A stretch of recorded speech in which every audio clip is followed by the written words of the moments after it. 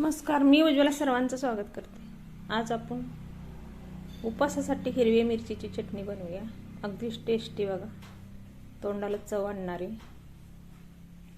एक अर्धी वाटी मी शेंगदाणे घेतले। ते शेंगदाणे आपण चांगलं खमंग भाजून घेऊया तव्यामध्ये। लोखंडाचा तवा ठेवला मी गॅसवर। लोखंडाच्या तव्यात खूप टेस्ट लागते बघा हिरवी मिरचीची चटणी बनवल्यावर। तुम्ही पण नक्की एकदा बनवून बघा। शेंगदाणे चांगलं भाजून घेऊया आपण। तर शेंगदाणे डाग पडोस भाजून घेतले तर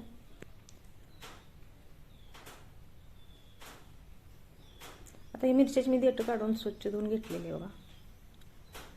आता मिरची घालूया आपण। मिरची पण चांगली तडतड ओढूस तर भाजून घ्यायची आपण।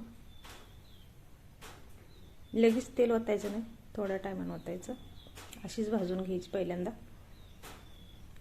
शक्यतो तुम्ही असेच भाजून घ्या, नंतर तेल ओता। असं भाजल्यामुळे खूप टेस्ट लागते।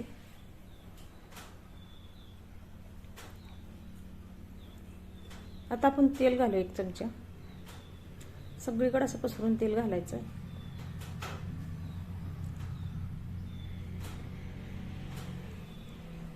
तेल घातल्यानंतर अजून भाजून घ्यायची व्यवस्थित।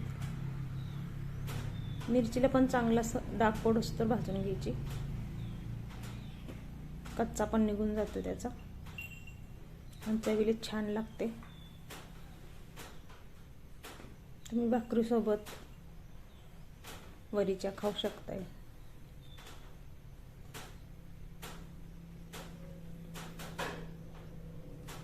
उपवासासंग तोंडी लावायला पण तुम्ही घेऊ शकताय।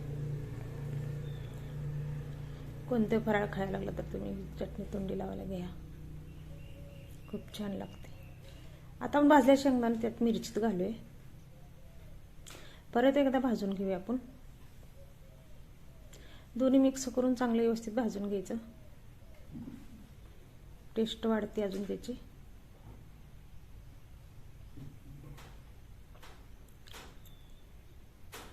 एकसारखं हलवून घेऊया।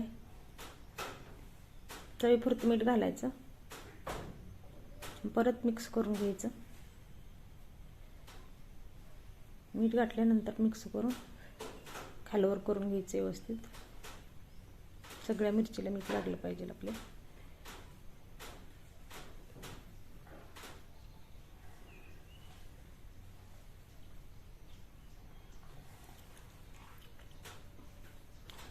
जेवढी मिरची शेंगदाणे छान भाजेल तेवढं खमंग अशी चटणी लागते।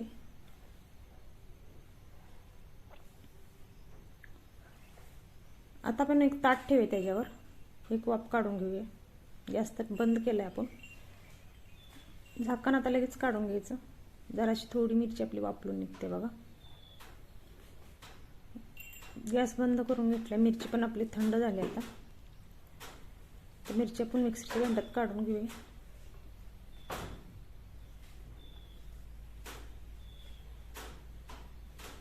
तुम्ही अशी पण खलबत्त्यात केली तर चालेल, चटणी छान लागते बघा।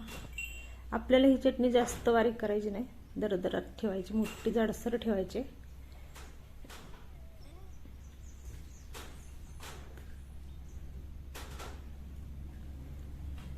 मिक्सर चालू बंद करूनच बारीक करायची। एकसारखा मिक्सर चालू ठेवायचा ना, मग चटणी लई बारीक होते बघा। अशा पद्धतीने जाडसर ठेवली आहे चटणी।